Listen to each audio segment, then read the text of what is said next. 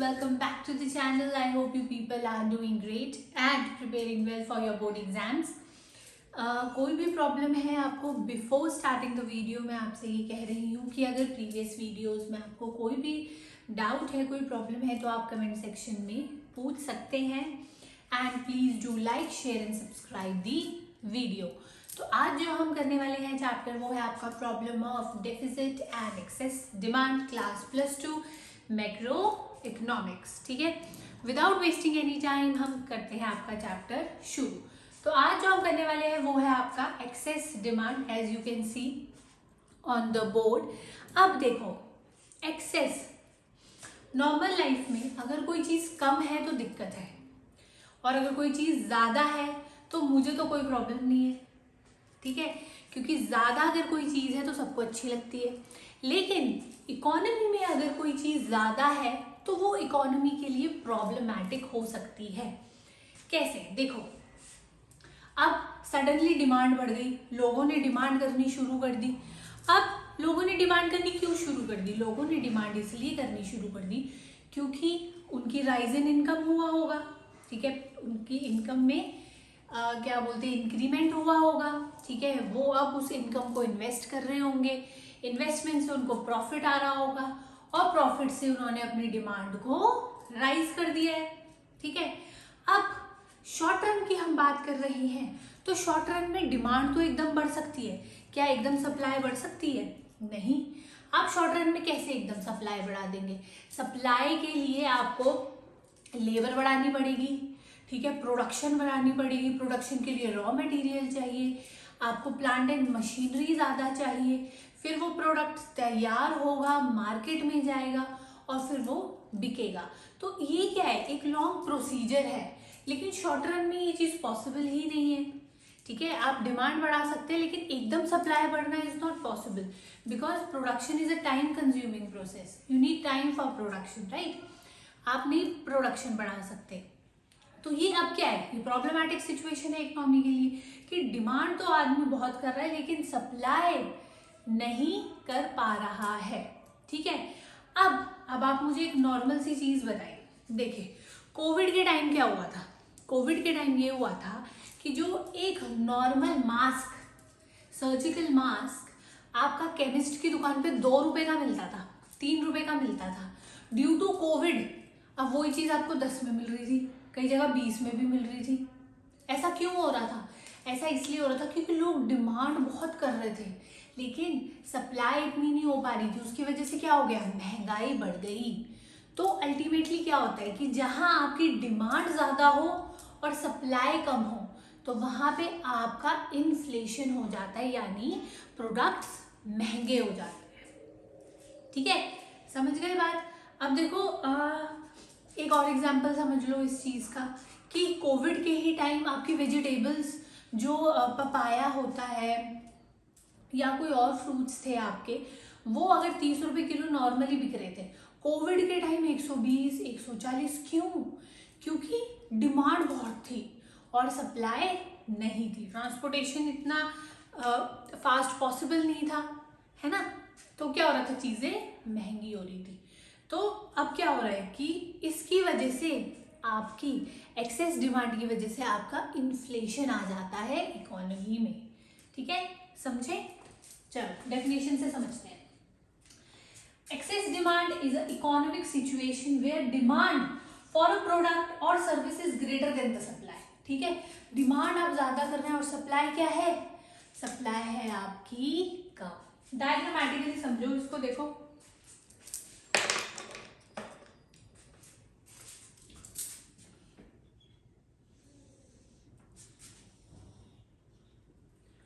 O X Y। O X axis पे हम दिखा रहे हैं आपकी इनकम, O Y एक्सिस पे दिखा रहे हैं एग्रीगेट डिमांड। ठीक है, अब आपको सबको पता है कि एग्रीगेट सप्लाई का कर्व 45 डिग्रीज पर बनता है, ये तो अब रट चुका होगा आपको। ठीक है, अब देखिए, ये है मेरा एग्रीगेट डिमांड नॉर्मली जो चलता है।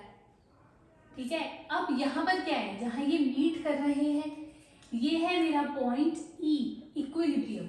यहाँ पर क्या है, यहाँ पर फुल यूटिलाइजेशन ऑफ रिसोर्सेज भी है और फुल एम्प्लॉयमेंट भी है। हम यही पढ़ रहे हैं, बार बार यही चीज हो रही है, ठीक है। अब एग्रीगेट डिमांड का क्या फॉर्मूला था, C+I, ये था, हमें ये भी पता है। लेकिन अब क्या हुआ, अब हुआ ये कि प्रॉब्लम आ गई आपकी इकोनॉमी में कि लोगों ने डिमांड बहुत करनी शुरू कर दी, क्योंकि उनके पास क्या आ गया, पैसा आ गया। अब जैसे ही उनके पास पैसा आया, उन्होंने क्या किया, इन्वेस्टमेंट करना शुरू कर दिया, ठीक है। अब क्या करना शुरू कर दिया उन्होंने इन्वेस्टमेंट करना शुरू कर दिया। इसको थोड़ा बढ़ा लेते हैं। अब जब उन्होंने इन्वेस्टमेंट करना शुरू कर दिया तो भाई आपका एग्रीगेट डिमांड अब ऊपर की तरफ शिफ्ट हो गया है।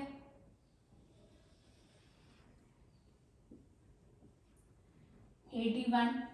अब उनके पास कंजम्पशन भी थी, इनकम भी थी, प्लस डेल्टा आई, क्योंकि वो इन्वेस्ट भी करने लग गए हैं अपने पैसे को, तभी तो आपकी एग्रीगेट डिमांड बढ़ी। अब देखो क्या हुआ ये, please don't go on the lines, ये थोड़ी स्ट्रेट नहीं बन पा रही है, ठीक है।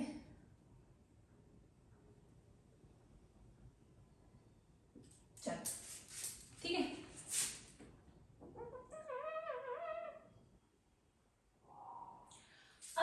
अब देखो क्या हुआ, अब इकोनॉमी में एक गैप आ गया, किसके बीच में, ये और इस, यहां पर आप देख रहे हो,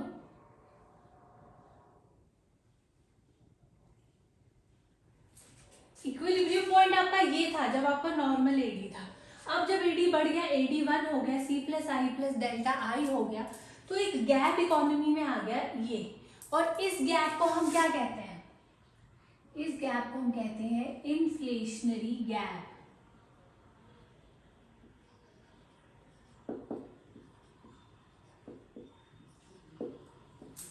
इन्फ्लेशनरी गैप कहलाता है आपका ये वाला, ठीक है। ये देखो नॉर्मल एडी और जो आपका एक्सेस था जब आपकी इनकम बढ़ गई, उनके बीच का जो गैप है उसे हम क्या कहेंगे, आपका इन्फ्लेशनरी गैप। इसको नाम दे देते हैं F पॉइंट,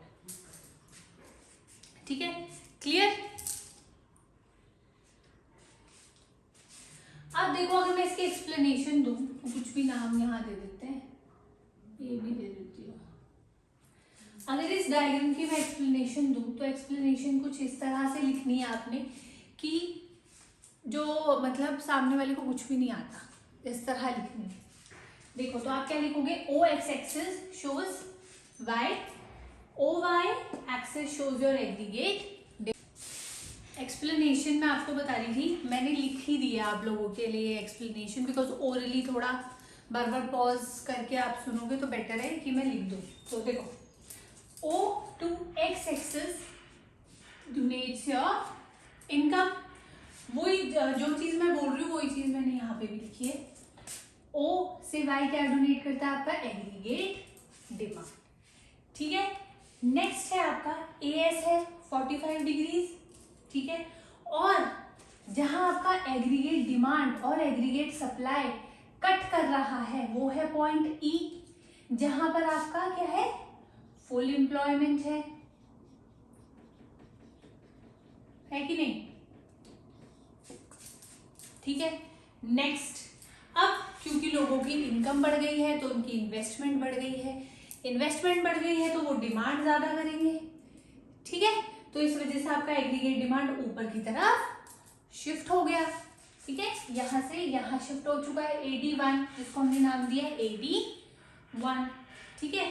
अब आपका नेक्स्ट क्या है, अब क्योंकि AD और AD1 के बीच में एक गैप क्रिएट हो गया है, ये वाला गैप, इस गैप को हम कहते हैं इन्फ्लेशनरी गैप। कौन सा गैप है वो, EF या FE, कुछ भी लिख लो, ठीक है। एक्सप्लेनेशन आपकी होनी चाहिए बहुत सिंपल, ताकि देखो एक्सप्लेनेशन आप कब लिख पाएंगे, जब आपको डायग्राम क्लियर होगा। जब मुझे डायग्राम क्लियर है तो मुझे उसको मेमोराइज नहीं करना है, मुझे याद ही नहीं करनी है एक्सप्लेनेशन, डायग्राम बनाना है, डायग्राम को देख देख के फटाफट एक्सप्लेनेशन आप लिख सकते हैं, ठीक है, कोई प्रॉब्लम। कोई प्रॉब्लम नहीं। आप चाहो तो इसका स्क्रीनशॉट ले लो, ठीक है, या इसको नोट डाउन कर लो, ठीक है। एक्सप्लेनेशन है आपकी डायग्राम की। चलो अब करते हैं कि आपका एक्सेस डिमांड होता क्यों है। अब आ गए आपके कॉज क्या होते हैं आपके एक्सेस डिमांड के। I haven't erased the diagram because आप कॉन्टिन्यूअस देखते रहेंगे तो कहीं ना कहीं ये याद हो ही जाएगा देख देख कर ही। अब देखो, हमने जब डेफिसिट डिमांड करी थी तो उसमें भी हमने 2 सेक्टर इकोनॉमी पढ़ा था और 4 सेक्टर इकोनॉमी पढ़ा था। इसमें भी 2 सेक्टर इकोनॉमी पढ़ेंगे और 4 सेक्टर इकोनॉमी पढ़ेंगे।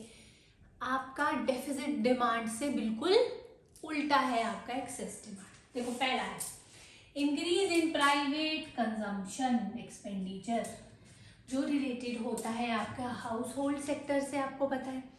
अब इंक्रीज है इसमें, इसका मतलब क्या है कि अब जो हाउस होल्ड सेक्टर है मतलब हम लोग, हमारे पास ज़्यादा पैसा है, और जब हमारे पास ज़्यादा पैसा होता है तो हम क्या करते हैं, खर्च भी ज़्यादा करते हैं, ठीक है। खर्चा ज़्यादा करेंगे तो किस पे खर्चा करेंगे, कुछ ना कुछ डिमांड तो कर रहे होंगे। कपड़े खरीदेंगे तो कपड़ों की डिमांड करेंगे, खाना खरीदेंगे तो खाने की डिमांड करेंगे, ठीक है। गाड़ी खरीदेंगे तो गाड़ी की डिमांड करेंगे। तो कहीं ना कहीं हम जो भी जहाँ पे भी स्पेंड करेंगे वहाँ हम क्या करेंगे, डिमांड, क्योंकि अब हमारी इनकम बढ़ चुकी है, ठीक है। तो जब भी हम डिमांड करेंगे तो हमारी क्या होगी, डिमांड बढ़ेगी। जब भी हम स्पेंड करेंगे तो हमारी डिमांड बढ़ेगी। अब है increase in investment expenditure, increase in investment expenditure. अब जब भी हमारा एक्सपेंडिचर बढ़ेगा मतलब डेल्टा आई बढ़ा, क्यों बढ़ा, क्योंकि हमारा भाई डेल्टा वाई बढ़ गया था, जो शो करता है आपका मल्टीप्लायर, यही शो करता है। तो अब जब आपका इनकम बढ़ गई, इन्वेस्टमेंट भी बढ़ गई, तो क्या बढ़ गया, डिमांड भी बढ़ गई। अब आ जाता है आपका 4 सेक्टर इकोनॉमी। 4 सेक्टर इकोनॉमी में आपकी गवर्नमेंट भी आ जाती है और क्या आ जाता है, रेस्ट ऑफ द वर्ल्ड। अब देखिए फर्स्ट है आपका इंक्रीज इन गवर्नमेंट एक्सपेंडिचर। अब जो सरकार है उसने अपना एक्सपेंडिचर इंक्रीज कर दिया है। अब अगर उसने कोई चीज़ इंक्रीज करी है तो वो किस पे खर्चा करेगी, अल्टीमेटली अपने सिटीजन्स पे ही खर्चा करेगी, ठीक है। सरकार किस पे खर्चा करती है, हम लोगों पर। वो न्यू प्रोजेक्ट्स बनाएगी, रोड्स बनाएगी, बिल्डिंग्स बनाएगी, और उसके लिए उसको क्या चाहिए, लेबर चाहिए। तो और लेबर जब इंक्रीज होगी तो वो उसको क्या देंगे, पैसे देंगे, तो आपकी मनी सप्लाई बढ़ी। तो जब भी इकोनॉमी में आपकी मनी सप्लाई इंक्रीज होगी तो लोगों के पास अल्टीमेटली फिर से क्या आ गया, पैसा आ गया। पैसा आ गया तो वो फिर से डिमांड आपकी इंक्रीज हो गई, तो यहाँ पे फिर से आपकी डिमांड राइज हो जाएगी। नेक्स्ट है इंक्रीज इन एक्सपोर्ट्स। अब देखिए आपके एक्सपोर्ट्स कब बढ़ते हैं, एक्सपोर्ट्स आपके तब बढ़ते हैं जब आपके डोमेस्टिक प्रोडक्ट्स का प्राइस कम होता है, ठीक है। भारत में तो डिमांड बढ़ ही रही है, लेकिन अगर भारत से बाहर भी लोग हमारे प्रोडक्ट्स को पसंद कर रहे हैं due to multiple reasons, quality या प्राइस, तो आपका एक्सपोर्ट बढ़ा। अब एक्सपोर्ट बढ़ा तो अब डोमेस्टिक प्रोडक्ट्स को हमें क्या करना पड़ेगा, ज़्यादा प्रोड्यूस करना पड़ेगा, मतलब आपकी डिमांड अब यहाँ पे भी ज़्यादा बढ़ गई। डिक्रीज इन इम्पोर्ट्स, ठीक है। अब अगर हम इम्पोर्टेड प्रोडक्ट्स को अपने देश में कम मंगाएं, इसका क्या मतलब है, इसके मल्टीपल रीजंस हो सकते हैं डिक्रीज इन इम्पोर्ट्स के, कि आपके imported products are costlier than your domestic product, ठीक है, तो भी हम इम्पोर्ट कम करेंगे। या आपकी इम्पोर्टेड प्रोडक्ट्स पर टैक्स बहुत ज़्यादा लग रहा है तो भी हम क्या करेंगे, तो भी हम इम्पोर्ट्स आपके कम कर देंगे। अब इम्पोर्टेड प्रोडक्ट्स कम हो गए तो आपके कौन से वाले प्रोडक्ट्स की डिमांड ज़्यादा बढ़ेगी, डोमेस्टिक प्रोडक्ट्स की, तो यहाँ पर भी डिमांड आपकी शूट अप हो जाती है। लास्ट है आपका डिक्लाइन इन टैक्स रेट्स। अगर सरकार आपके टैक्स रेट्स को कम कर देती है तो अब लोगों के पास ज़्यादा पैसा बचेगा, तो वो ज़्यादा डिमांड करेंगे, ठीक है। तो ये आपके कुछ रीजंस थे जिनकी वजह से आपका एक्सेस डिमांड होता है, ठीक है। अब इसके पढ़ते हैं व्हाट आर दी कॉन्सिक्वेंसेस या इम्पैक्ट्स। सी, अब आपके कॉन्सिक्वेंसेस क्या है एक्सेस डिमांड के। फर्स्टली जब हमने डायग्राम पढ़ा था तो हमने यहीं पर पढ़ लिया था कि ये क्रिएट करता है आपका इन्फ्लेशनरी गैप। इसका मतलब ये इकोनॉमी में महंगाई बढ़ाता है। ठीक है, महंगाई कैसे बढ़ाता है?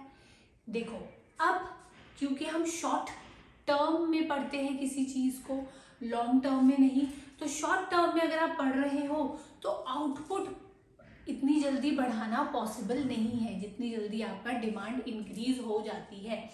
अगर इकोनॉमी में डिमांड बढ़ रही है और सप्लाई नहीं है तो जो आपके एग्जिस्टिंग गुड्स एंड सर्विसेज होंगे उनका प्राइस इंक्रीज हो जाएगा, बढ़ जाएगा, क्योंकि सप्लाई नहीं है, लोगों को वो प्रोडक्ट चाहिए इस्तेमाल करने के लिए।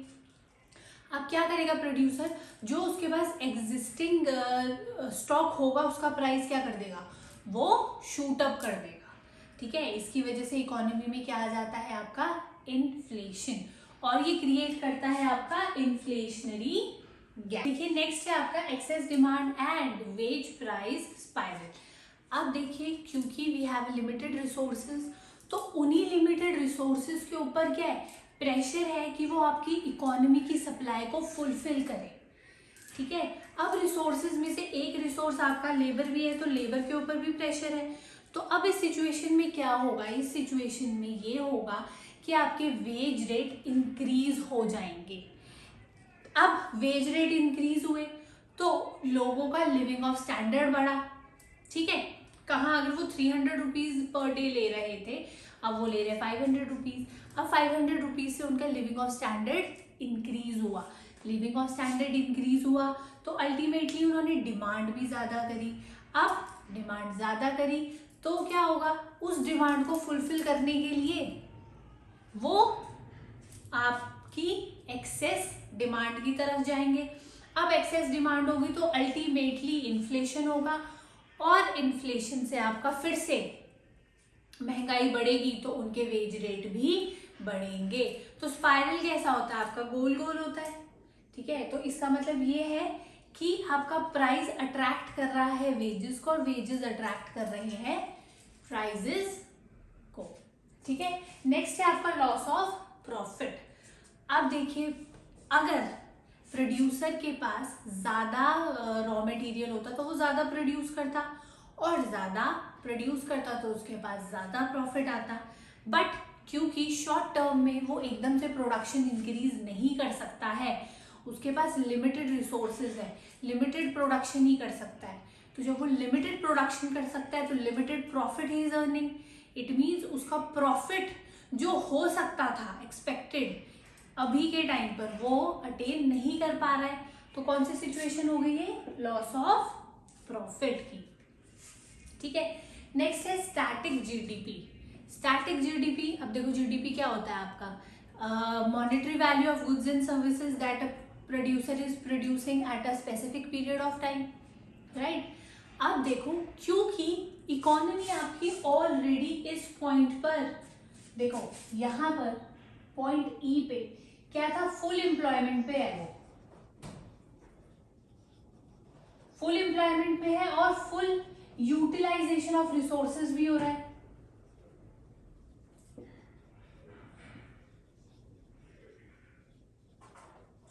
मतलब इससे ज्यादा ना वो प्रोड्यूस कर सकती है ना वो सप्लाई कर सकती है।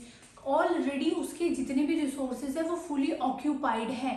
ठीक है, तो यहाँ उसने वो जितना भी जीडीपी अटेन कर सकती थी इस पॉइंट पे अटेन कर लिया है।